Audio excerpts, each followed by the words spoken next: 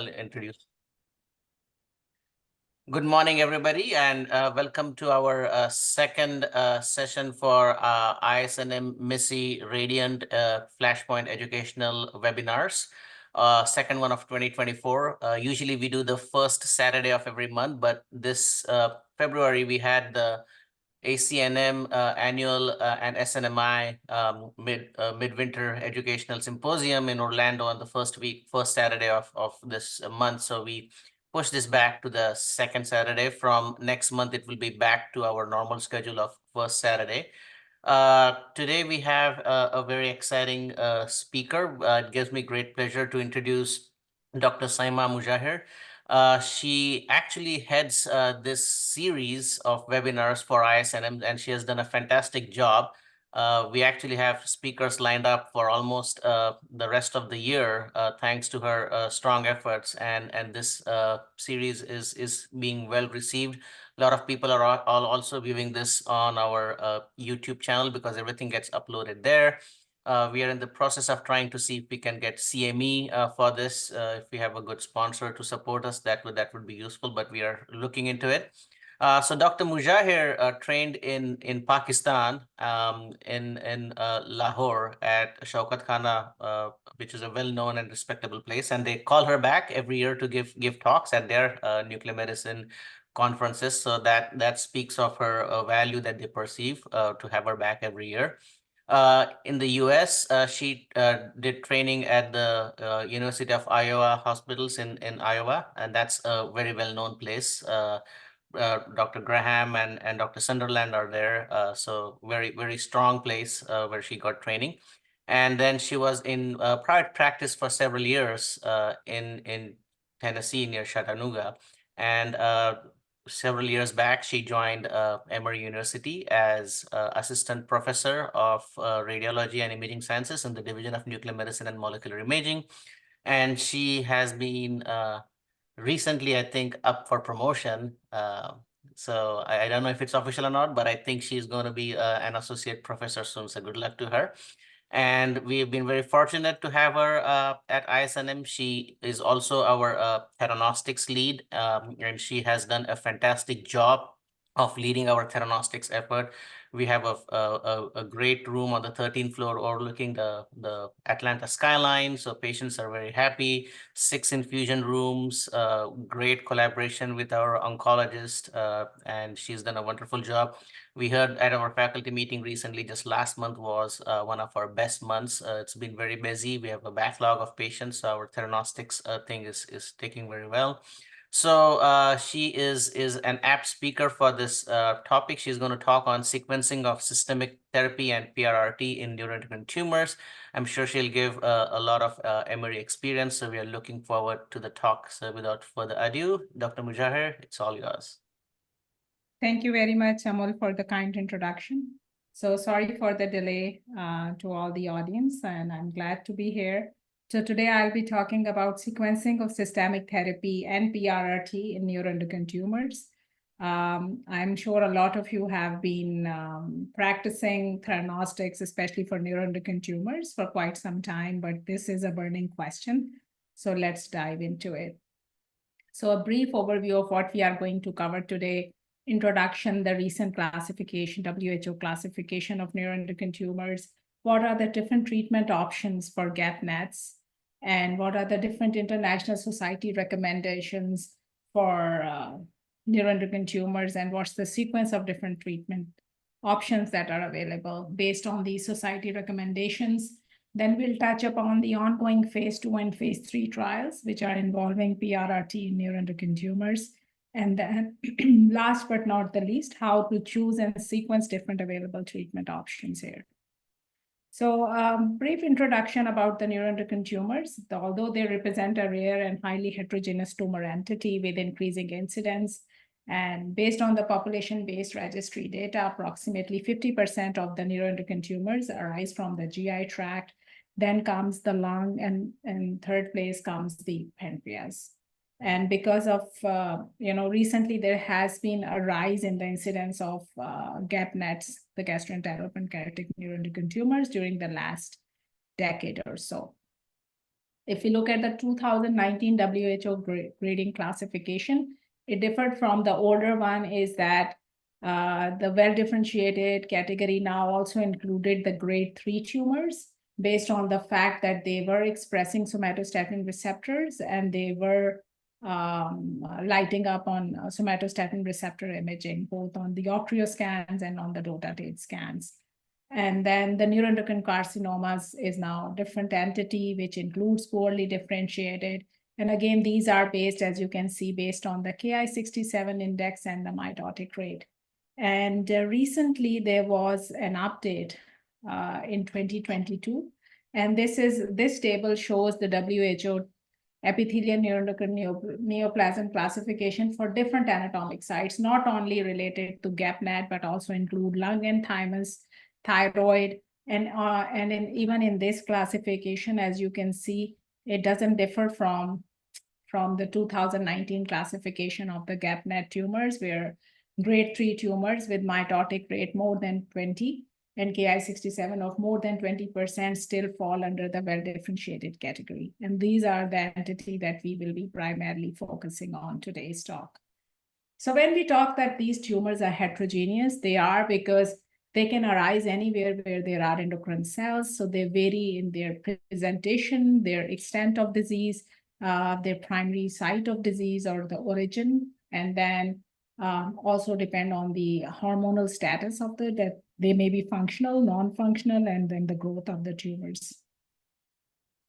Looking at the treatment options for neuroendocrine tumors, the good thing is that we have multiple different treatment options that have evolved or have come up over the years. You have somatostatin analog treatments, then you have targeted therapies, you have chemotherapy, you have peptide receptor radionuclide therapy.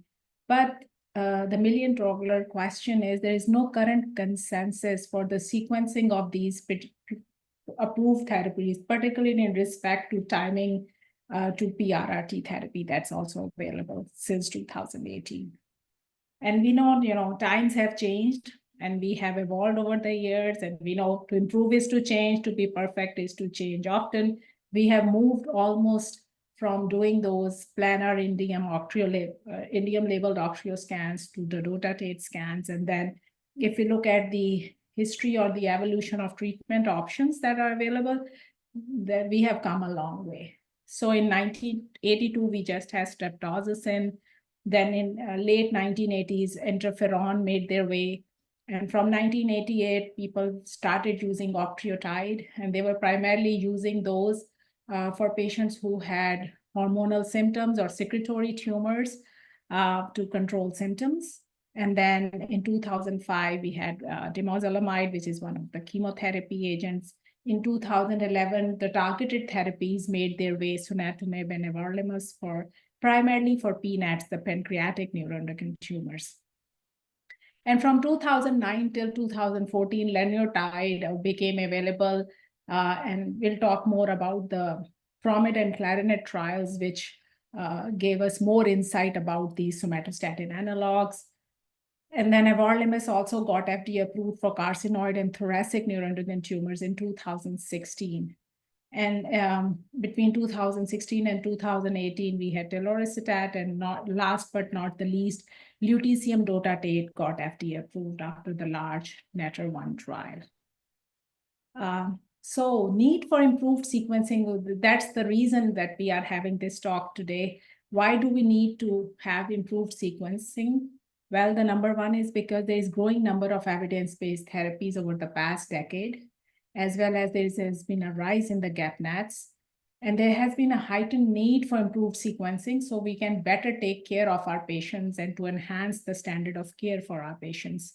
And there are, of course, evidence-based treatment algorithms and clinical practice guidelines, which are proposed by a number of oncologic societies, which interface with these neuroendocrine tumor patients. So if you look at a few of the guidelines that are available out there, you have NETs, you have NANETs, you have ESMO, NCCN, IEAE, European Association of Nuclear Medicine, and then Society of Nuclear Medicine and Molecular Imaging. One of the things that you would notice is there is similar recommendation for treatment sequencing. with the exception of the timing of PRRT.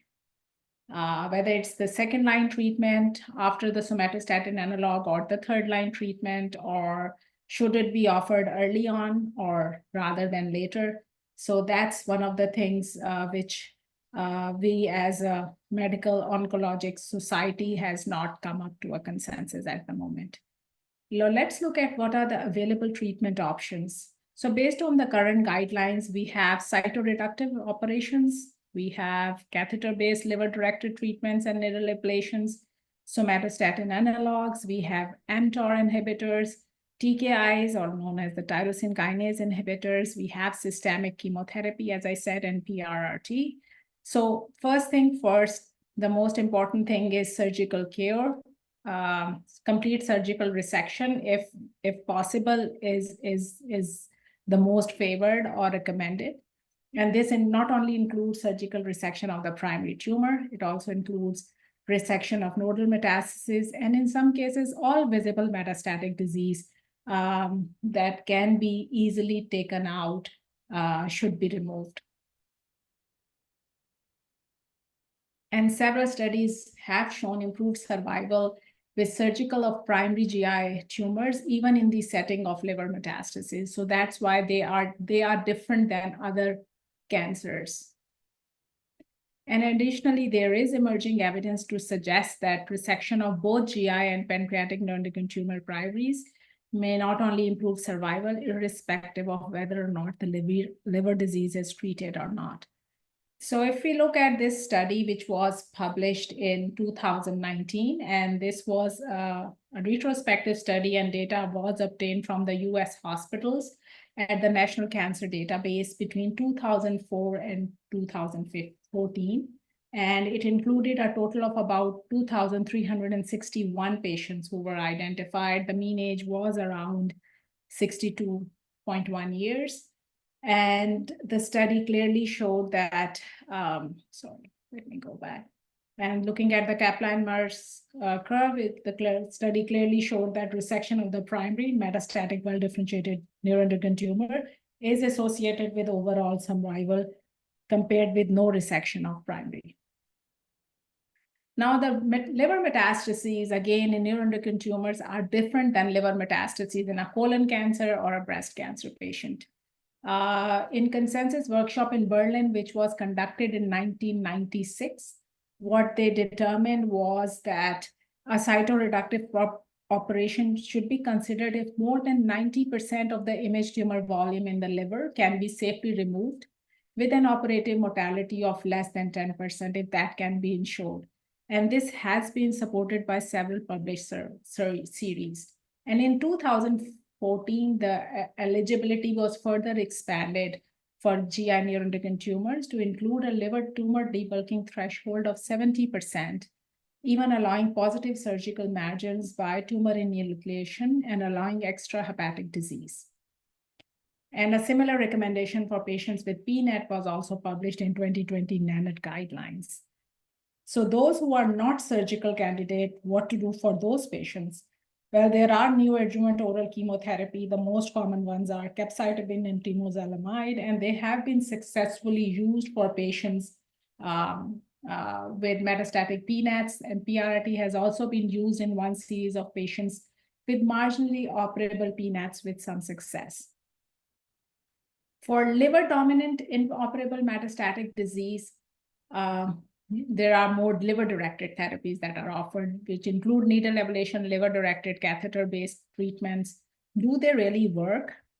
Yeah, yes, they do work. With supportive care alone, the data has shown that the 5-year survival of patients with unresectable liver metastases is very dismal, 0 to 20%. With implementation of these liver-directed embolic therapies, the 5-year survival rate has increased to over 60%, with combined biochemical and adjunctive response rates between 70 and 90%. If you look at the recent ANET guidelines, they subdivide the liver metastases based on the size. If the liver metastases are less than 5 centimeters, then liver ablative techniques, including radiofrequency ablation, microwave ablation, cryoablation works. If the liver metastases are more than 5 centimeters, then they can be treated with catheter-based arterial treatments. And these include bland embolization, classic transarterial chemoembolization, TACE, or DAP-TACE, which is drug-eluting bead transarterial chemoembolization, or atrium-based radioembolization, also known as TARE. So is there a significant difference, or what is when, superior over the other when we think of bland embolization versus chemoembolization? Well, there has not been one significant difference in 5-year survival outcomes, but for large bulky hepatic tumors with well-preserved hepatic function, those are better treated with radioembolization with limited side effects, whereas the smaller tumor burden or smaller vascular distribution, those are better treated with chemoembolic techniques.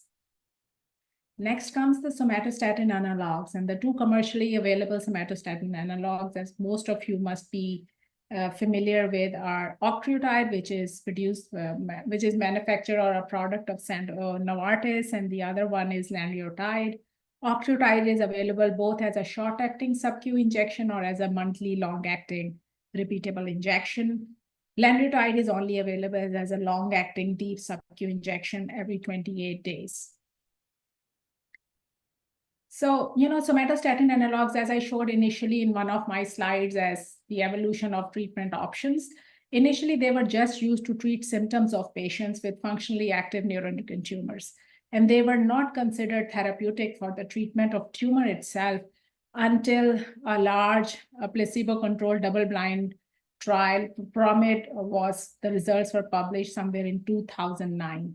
And the result showed that patients who were receiving octreotide versus placebo, the median time to tumor progression in the octreotide LAR arm was 14.3 months versus 6 months in the placebo group.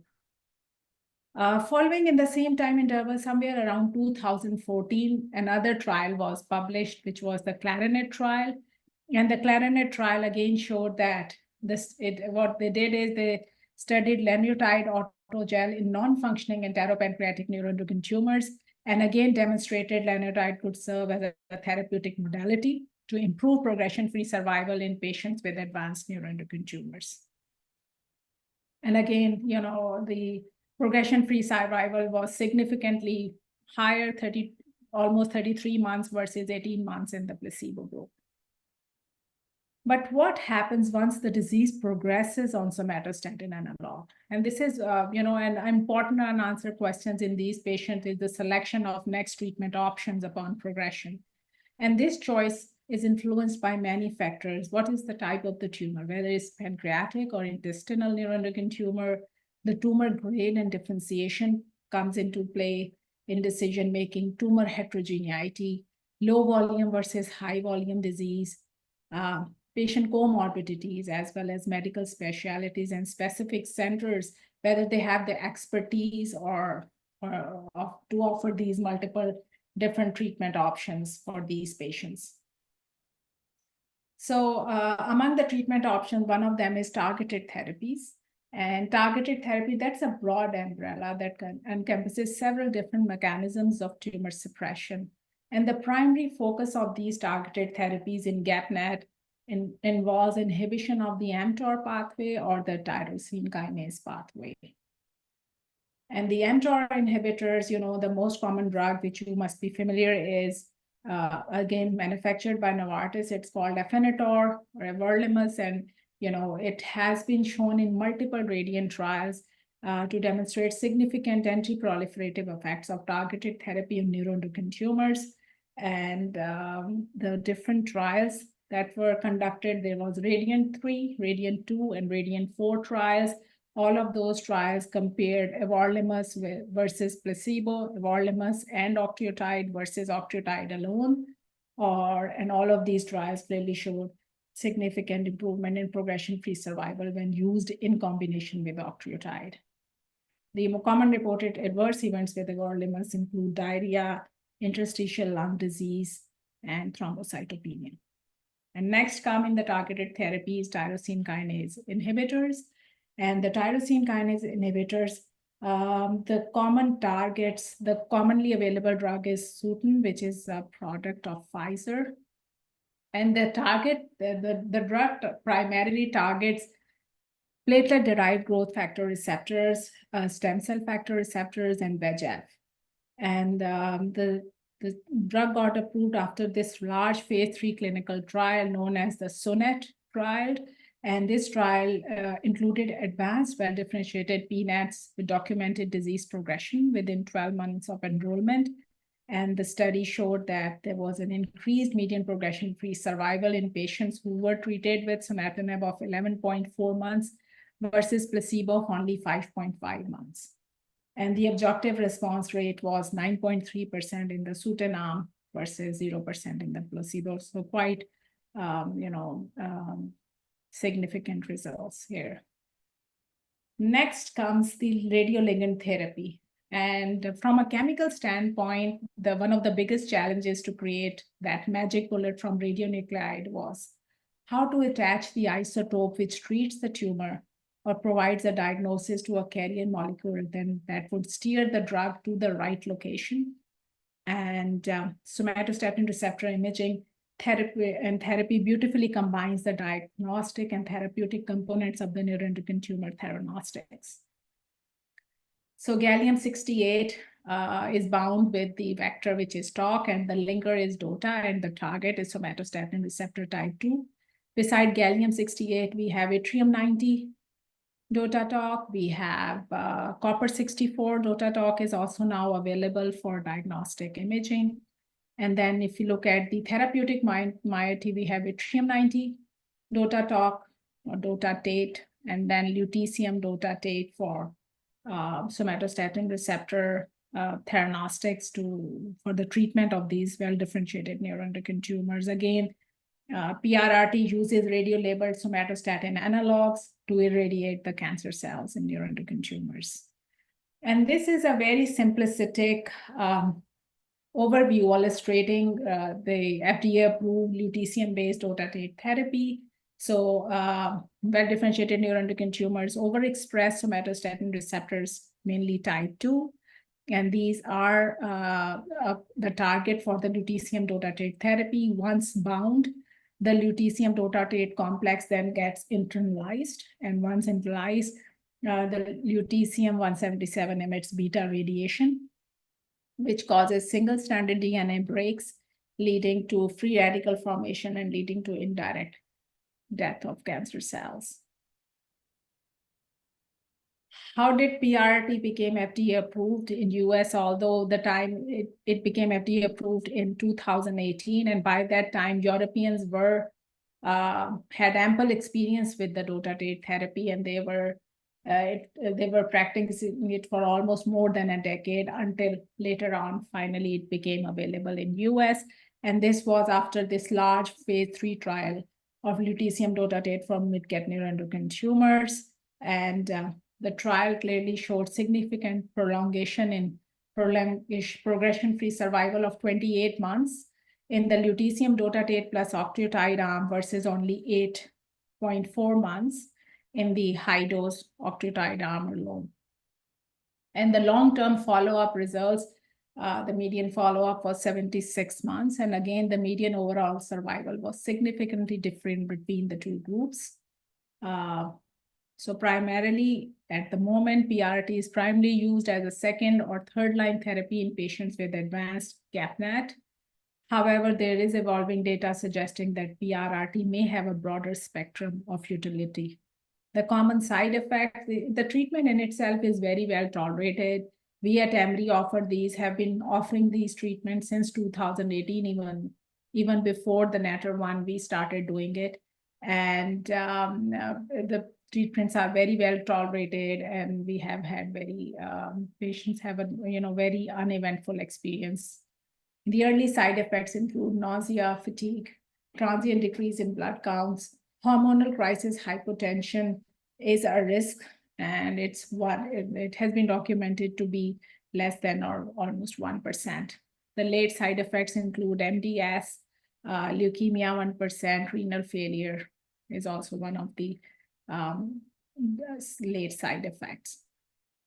Then comes the systemic chemotherapy. The currently recommended chemotherapies are primarily for advanced PNETs and also for poorly differentiated grade 3 neuroendocrine carcinomas. For neuroendocrine carcinoma, platinum or etoposide-based regimens are most commonly used. And for PNETs, other regimens like streptozicin with 5-FU or doxorubicin are also recommended. And other agents include dacarbazine or temozolomide. Now, as I said, there is an evolving role of, like, people are looking, is there an evolving role of PRRT early on rather than later on? This was a study which was published somewhere in 2022, where association of upfront PRRT with progression-free survival among patients with enteropancreatic neuroendocrine tumors. So this was a retrospective study enrolling 508 patients from 25 Italian centers from 2000 to 2020. And the key question, as I said, was, is upfront PRRT associated with improved PFS compared with upfront chemotherapy or targeted therapy in patients with advanced enteropancreatic neuroendocrine tumors? And as you can see, the curves shows that advanced GAPNet that progress on as somatostatin analogs generally have longer progression-free survival if treated with PRRT versus targeted or chemotherapy. But unfortunately, that did not translate into a benefit in overall survival. Let's have a closer look at different society recommendations. So these are the recent NCCN guidelines for GI, lung, and thymus well-differentiated neuroendocrine tumors. If you look closely at the systemic therapy options, you have multiple options, as I outlined earlier as well. You have targeted therapy in the form of everolimus, you have PRRT, then useful in certain circumstances if progression, then cytotoxic. So they enumerate all these options, but they don't give us a sequence. Same holds true for the pancreatic neuroendocrine tumors. All the treatment options are there, but which one to use first is still a conundrum. And these guidelines don't differ any from 2022 guidelines, which again also gave us the same options, but again, the sequence is missing. If you look at the NCCN guidelines, PRRT as a potential therapy, as I said, for small bowel, pancreatic, bronchial, paraganglioma, they give a broad indication of potential therapy. For small bowel neuroendocrine tumor, SNMI and NANETS have similar recommendations, where they place PRRT before everolimus as a second-line therapy. Whereas ESMO, European Society of Medical Oncology for small bowel tumors, uses the cutoff Ki-67 of 10%. If Ki-67 is less than 10%, PRRT before everolimus, otherwise vice versa. NETs for small bowel neuroendocrine tumors place both everolimus and PRRT as the second-line option. And for pancreatic neuroendocrine tumors, ESMO and NETs place both PRRT after capecitabine or temozolomide. So for pancreatic neuroendocrine tumors, the cytotoxic chemotherapy is preferred because they're more aggressive. So there's some data which shows that cytotoxic chemotherapies are more helpful in those patients. Whereas the SNMMI and NANETs use both PRRT or the chemotherapy as second-line option for pancreatic neuroendocrine tumors. This is I like this diagram which shows all the currently available, all the trials, randomized control trials that have been, that are in the process or have been performed so far. And if we look at these different trials, these were all randomized control trials. Only PROMED and CLARINET trials were conducted in patients who were treatment naive. They were patients who were just getting somatostatin analogs, and these patients had not received any other treatment. So those are the only two trials involving primarily treatment naive patient population. All other trials, so NET Radiant, all the Radiant trials, and even the NETR1 trials were beyond first-line therapy. All these. And 7 of those 9 trials showed a benefit in time to tumor progression in favor of interventional arm relative to the control arm. So what's the emerging research on the utility of PRRT, whether PRRT could be used as a neoadjuvant therapy to shrink tumors? If PRRT could be used interchangeably with somatostatin analogs as potential first-line therapy. If PRRT can be used as a retreatment, as a salvage therapy for patients who showed response in the initial 4 cycles or 6 cycles of PRRT, and then they progressed. Or combination or concurrent therapy investigating the effect of PRRT with other therapies such as chemotherapy, somatostatin analogs, role of alpha-based PRRT. And currently, Emory is also enrolled in one of the large trials. We are looking at the role of alpha-based PRRT in patients who progressed after receiving lutetium-based PRRT therapy. That's called Action 1 study. And then NETTER-2 trial is another trial which is underway, which is looking at the grade 3 neuroendocrine tumors with Ki-67 of more than 20, and those with who do express somatostatin receptors on somatostatin receptor imaging. And these are the different trials that I talked about. So let's sum up here. What if we choose among different treatment options which are available out there? So how do we choose? So if we have a patient with advanced GAPNet, what do we have? We have PRRT. We have targeted therapies in the form of mTOR inhibitors and tyrosine kinase inhibitors, and we have the chemotherapy. So if there is intestinal neuroendocrine tumors, one may have an argument of choosing PRRT over everolimus based on that NETTER-1 trial showed progression-free survival of 25 months as compared to only 11 months for everolimus in RADIANT-4 trials. And actually, COMPETE trial is currently looking at this very question in GAPNets, with one group being randomized to lutetium PRRT arm and the other to everolimus. And then for the pancreatic neuroendocrine tumors, as I said, they have more choices, and all the oncologists have more leverage or more, the playground is more wider or broader. They can use targeted therapy, they can use chemotherapy or PRRT. The COMPARE trial actually is looking at grade 1 to 3 progressive advanced pancreatic neuroendocrine tumor. They are randomized patients to 4 cycles of PRRT or 12 cycles of capecitabine/temozolomide. And once the trial results are available, we'll have more informed decision-making in pancreatic neuroendocrine tumors.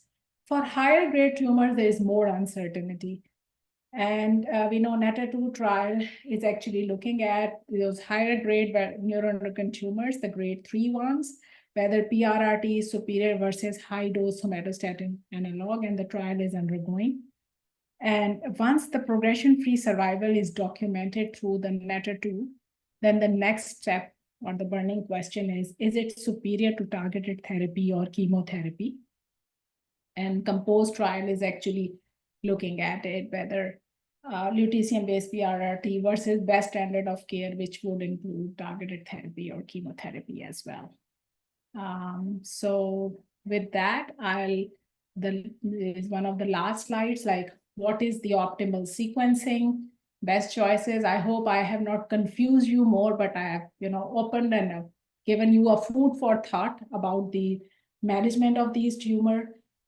And although a lot, retrospective evaluations do provide many insights, but the question of optimal sequencing of therapy will not be settled until we have more and more randomized controlled trials with careful stratification by tumor site, tumor grade, and extent of disease.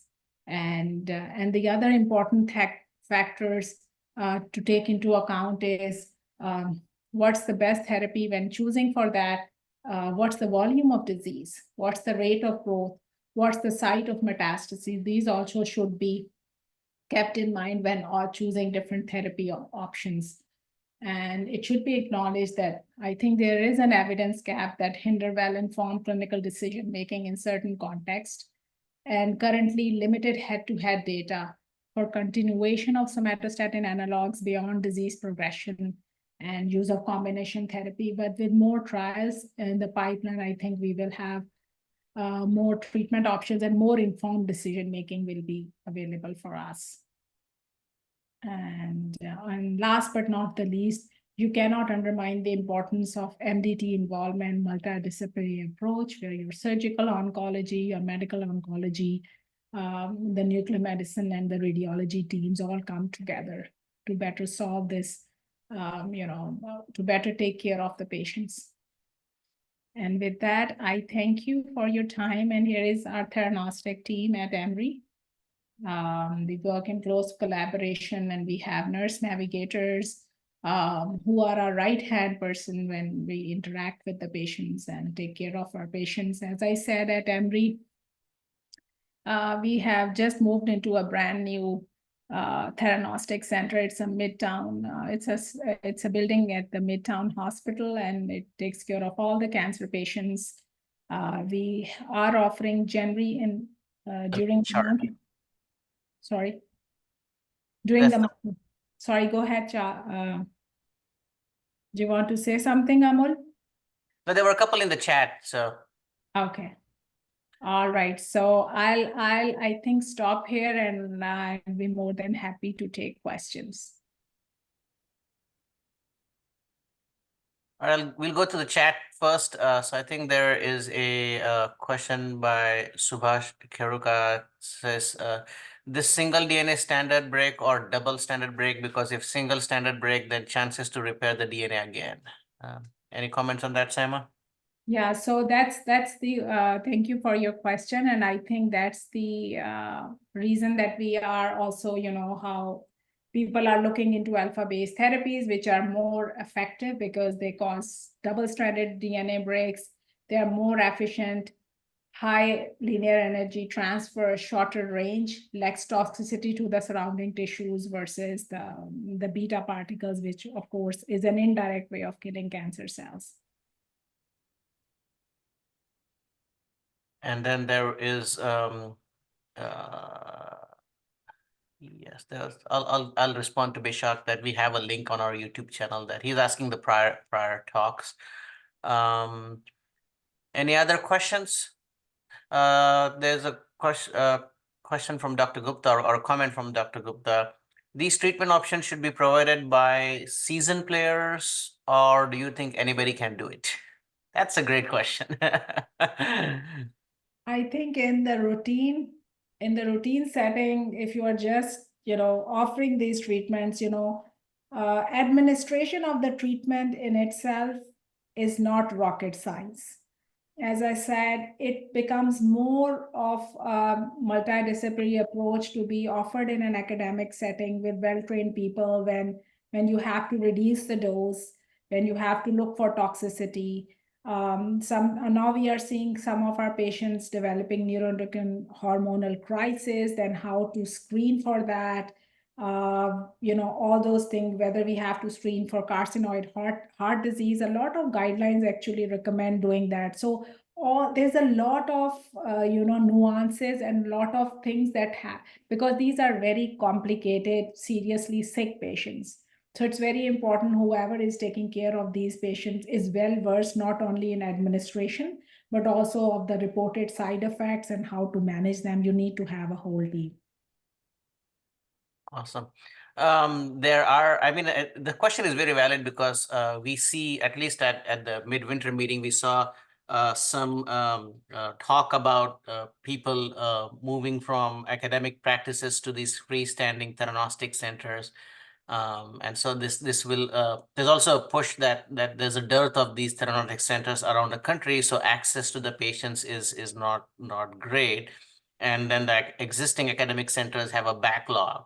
So it's a very valid question that we do need more qualified centers and also qualified people. And at least in the US, I think we have a pipeline issue for nuclear medicine professionals to adequately offer this. So this is a great question. I think I missed a thing by Josna. Sorry, Josna, no, it was not intentional. So she says, what is the role of immune therapy? How do you use PET NET score in clinical practice? Thanks, Josna, that you made it for the talk. I know you were busy with family. Thank you. So for the PETNet score, routinely that's done in patient, you have to do an FDG PET and then you have to have a somatostatin receptor with imaging PET or ideally a PET to compare, do the PETNet score. Unfortunately, we don't do that in US because of the big pushback is reimbursement by the insurance companies. We are not doing pet nets or the scoring of that at the moment. But that is very helpful in patients who have, somatostatin receptor PET is a screening test to document eligibility. We do that. And if the patient has well differentiated tumor, but the avidity of the lesions is, modified Krenning 2 or less, then we do recommend an FDG PET to see if the disease has dedifferentiated pattern. And but we are currently not using net PET in our clinical practice. And not very many, I don't think so any sites in US are actually using that net PET score. But of course, it's a very useful score and quite and I think there's a lot of data which is from the European literature on that. Anybody in the audience from the US, do they use PET net score?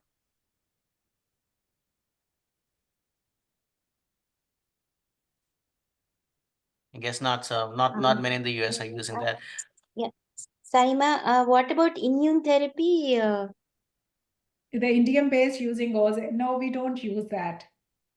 Oh, Not in US. What has been your experience in doing Indian therapies? No, she said immune. not in Immune. immune Okay, therapy. I'm sorry. I thought Indian using OZE electron.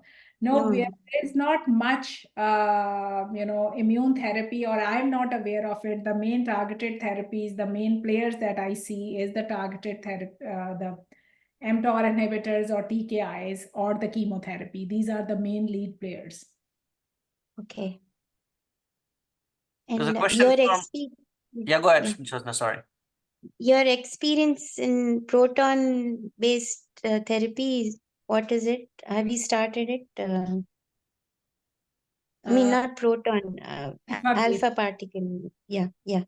So that's a very good, valid question for Professor Takalkar because we are enrolled in that Action One trial, which is by the Oh. Raise Bio, and we are comparing the role of alpha-based PRRT in patients the patients that we will be enrolling already got lutetium-based PRRT therapy, and if they have progressed on lutetium-based, those patients will be eligible. But let me tell you an anecdotal example. We had one of our patients. He himself is used to be a surgeon. He got neuroendocrine tumor, GI. Primary origin was from small bowel. He progressed. He was very reluctant to get beta-based therapy, the lutetium dotatate. For some reason, the patient said that even somatostatin analogs doesn't suit him. He gets all the flushing and all the side effects, so it's been very hard for him. So his concern was the lutetium-based dotatate therapy combines is radio-labeled somatostatin analogs. But I told him the amount of somatostatin analog that's labeled with that lutetium dotatate is in micrograms, so it's not a huge amount. But he said, okay, if I have to get something efficient, I'll go for alpha-based therapy. So he actually went on to New Orleans, actually, Amol, and got his 4 alpha-based therapies, and he's getting his repeat dotatate PET MRs at Emory, and his disease is stable. He feels much better. His diarrhea settled down. And coming to Dr. Halkar's question that quality of life and improvement of symptoms in itself, I told him, is response, because these are slow growing tumors. We are still offering these treatments in palliative settings. We are not expecting that their disease will melt all of a sudden or in next 6 months. but as long as they have they have improved quality of life, improvement in their symptoms, then I think that in itself is a response. But unfortunately, the guidelines do not take into account the improvement in symptoms. And one of the downside, which I personally think, is when they did the NETTER-1 trial and showed response, the response was based on cross-sectional imaging, not on functional imaging. And at the moment, we still struggle. That's a whole other topic to discuss. Do we have predictive biomarkers, how these patients will do, which patient, when we are talking about sequencing, we should have some predictive biomarkers as well. Why two patients A and B with similar characteristics, similar disease distribution, one responds and the other does not respond?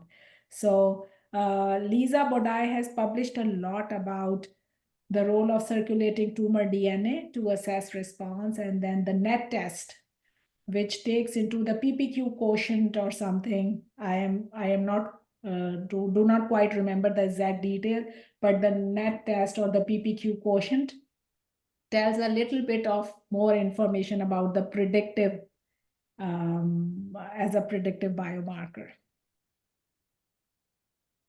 Yeah, so it's interesting. I think our colleagues from India will probably be able to comment more on the actinium, because they have done, I think, much more than we have. In fact, the data submitted to FDA by Rezi Bio that I think has been bought by Bristol Myers Squibb now it was from Dr. Bal's group from All India Institute of Medical Sciences.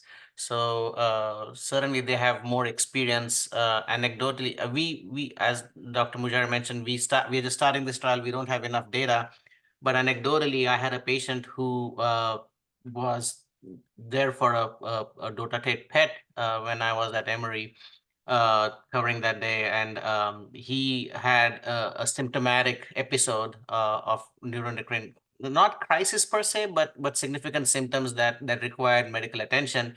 And I talked to him and we discussed the alpha therapy as an option because he was running out of options. And so I recommended him to go to another center that had already the trial open. And he keeps on updating me about his progress. And anecdotally, he's done wonderful with the actinium treatments. It's too early for our patients to say, but I think Dr. Halker raised a very valid question that since these are slow-growing tumors, what are we treating, and how are we looking at progression-free survival? And those needs to be answered. I think patients need to be symptomatic and have issues.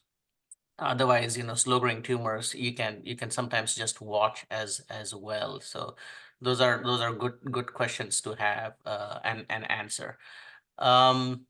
Abul, I would like to get some insight from Dr. Graham. He's my teacher. He's my mentor. I see him in the audience. Yeah, we do have a few more questions, then we can go to Dr. Graham. So let's address all the questions first, and then I would love to hear from Dr. Graham as well. He knows a lot of things, including how to choose the right wine for the right occasion, by the way. So so Mohit asked, how many cycles of LU-177 we should repeat DOTA scan, and is CGA level essential in monitoring? So Saima. So right now there is no consensus guidelines for the response evaluation. There is no consensus to do the DOTA-TATE imaging, the functional imaging. It still remains the cross-section imaging as was shown by the NETTER-1 trial. That is why at least in US, a patient cannot get a repeat DOTA-TATE within a year time interval. And that's why our oncologists usually what they are doing after mid-treatment, they are repeating cross-sectional imaging to assess response. One thing which, however, I would like to point out, which I have noticed, is the importance of post-therapy emission scans that we do for these patients, at least after, when we started doing those, we were doing it after each cycle. But then COVID happened. So at Emory, we are now offering at least after first and last treatment. And when we read those post-therapy emission scans, these are not just biodistribution scans. I think they tell a little bit more story if we pay more attention, especially after the first and last treatment. I have seen patients which have shown some response. The intensity of uptake got better, and even the lesions often on those non-diagnostic low-dose CTs showed the lesions getting smaller. And in the long run, when I followed up those patients, even on cross-sectional imaging, at least they continue to show response or show stable disease. So maybe the post-therapy emission scans have some predictive value. And in the long run, of course, they will be helpful in the dosimetry as well. Yeah, I think we have to be careful about the intensity of uptake in receptor-based PET scans, because they don't have the same prognostic significance as a metabolism-based PET scan with FDG, where you look at glucose metabolism, cell proliferation, and aggressiveness. This is based on the receptor density on the surface of the cells, and I think you may have decreased intensity because of decreased expression, which could be due to tumor response, or it could be due to dedifferentiation as well. So one has to be careful, and I think we need some more evidence.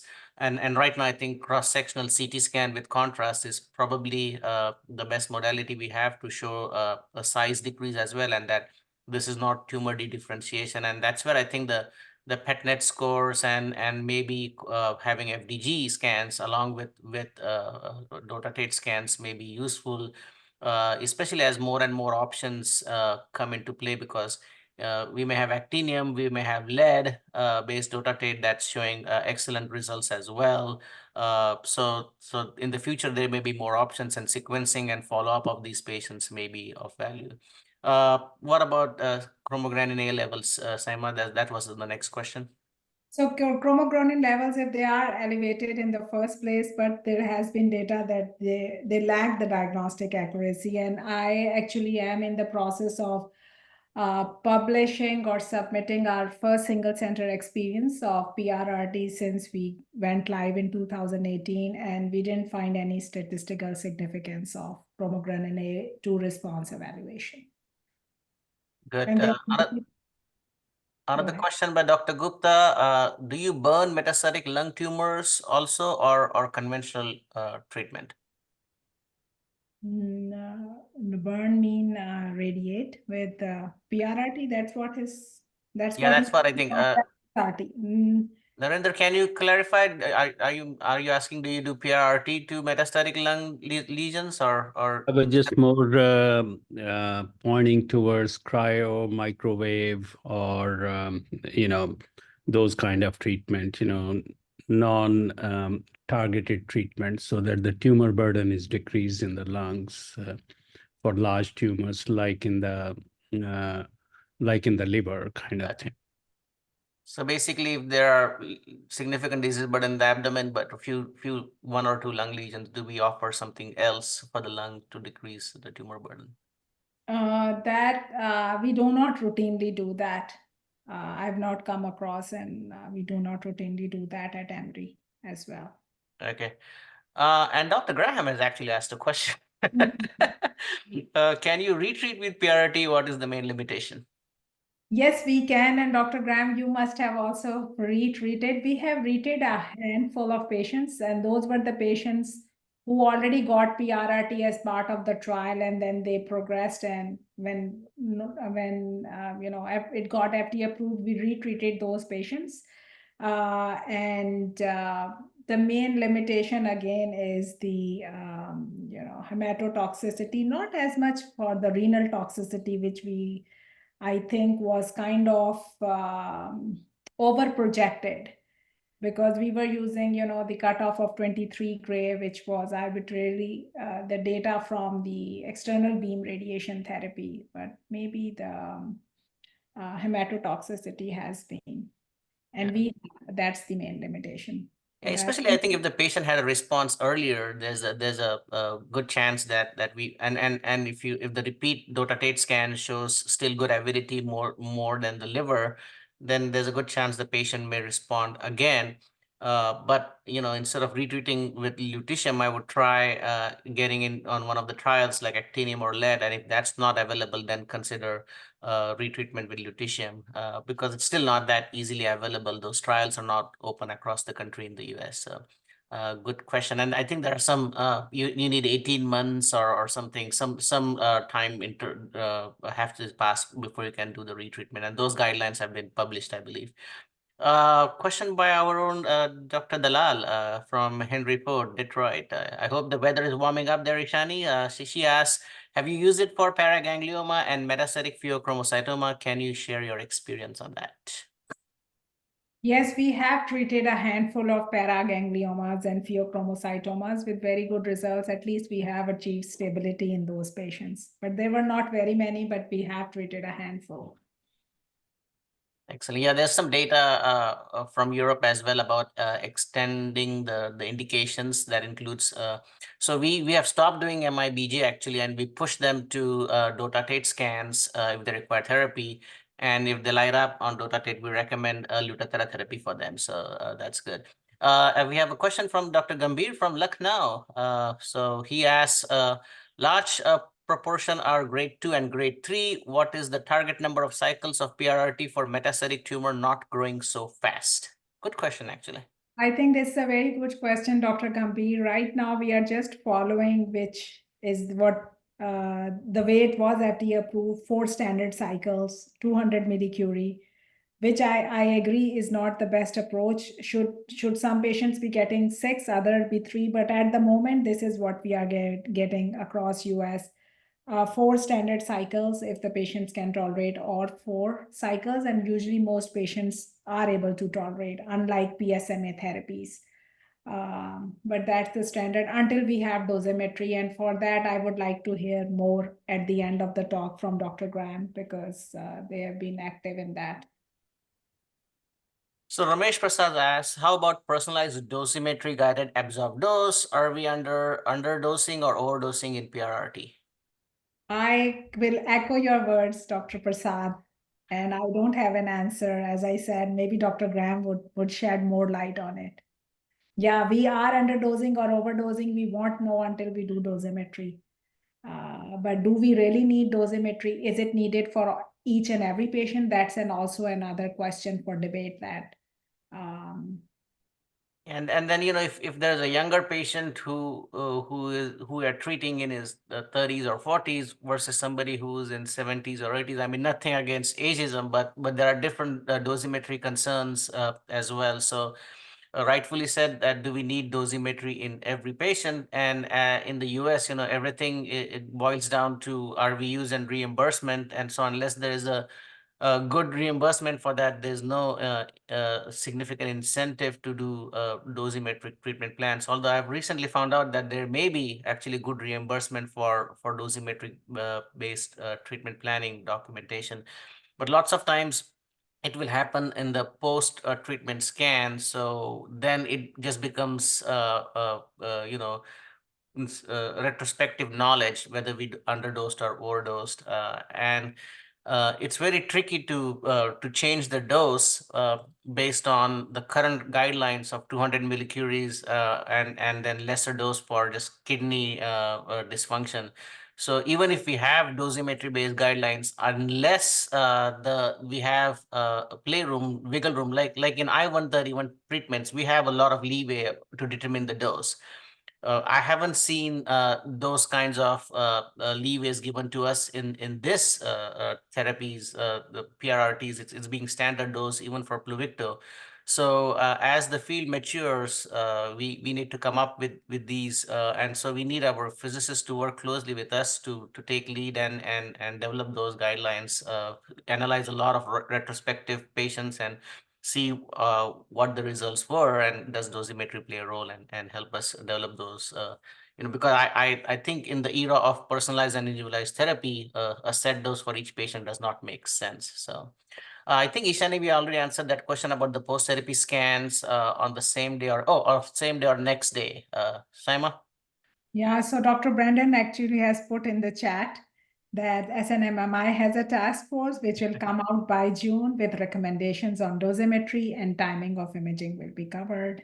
So stay tuned. Yeah, no, but Ishani asked, do we do the therapy scan the same day or the next day? We do 7 days later. That's the way we started doing it, and we have kept it that way, and that serves fine so far for our patients. Yeah, and we've seen enough counts actually Yeah. to get good reads. And Vani, who I think is moving to New Orleans, where our patient got treatment. Hi, Vani, thank you for posting. She asked, what about treating meningiomas? A very good question, Vani, and you can see in the literature there's a lot of excitement about that, especially from the European literature. And Dr. Brandon just put in the chat that multi-society procedure standard was just FDA approved and should be up on the SNMMI and ENM. I do not think so. We are doing it here for meningiomas, but there have been some promising studies showing good results and the safety and efficacy of its use in meningiomas. Yeah. Dr. Halkar posts a question to our Indian colleagues in the audience. Any experience with PRRT for metastatic Merkel cell cancer?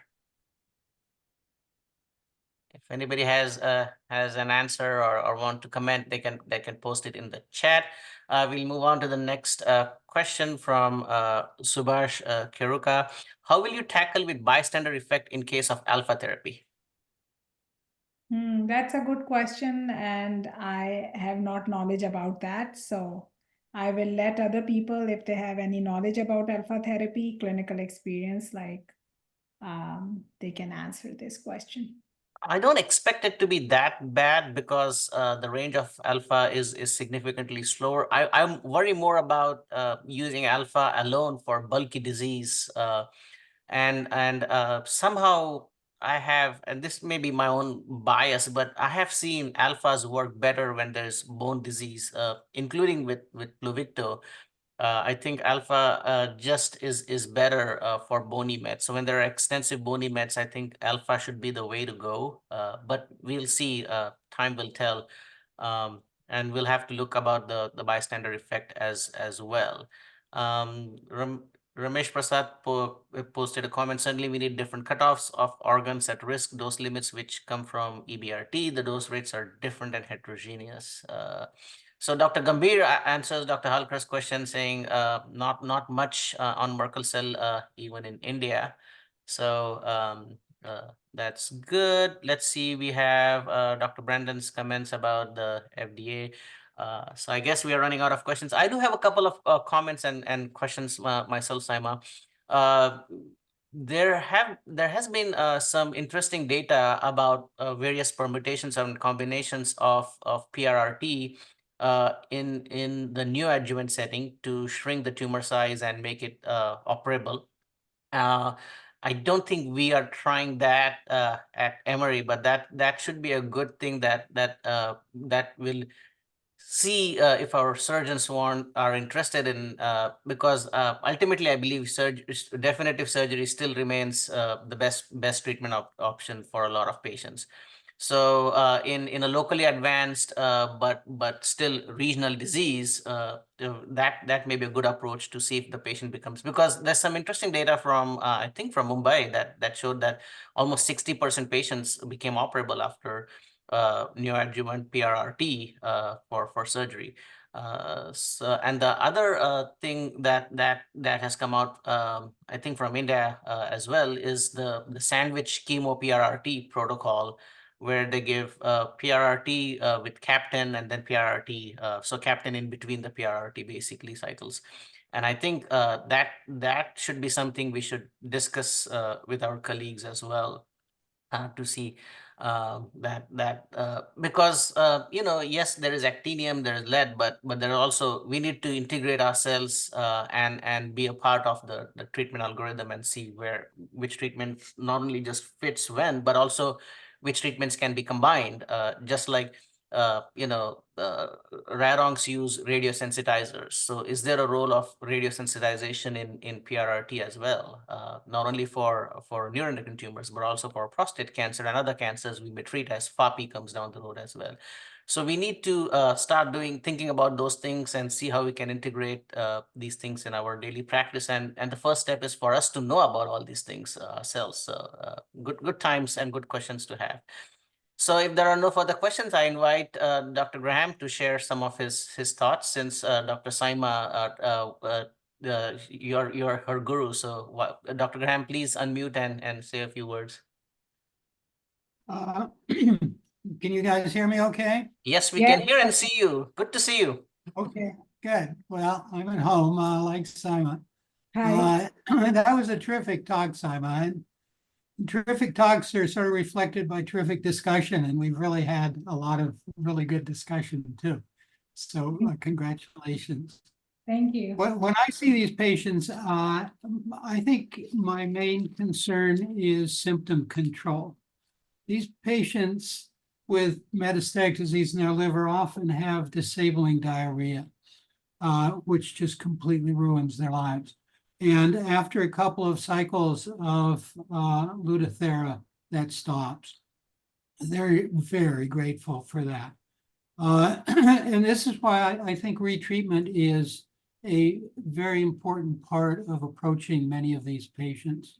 And the super example of that is Josh Mailman, who I think many of you know, who's the patient advocate for neuroendocrine tumors and has had at least 4, maybe 5 retreatments.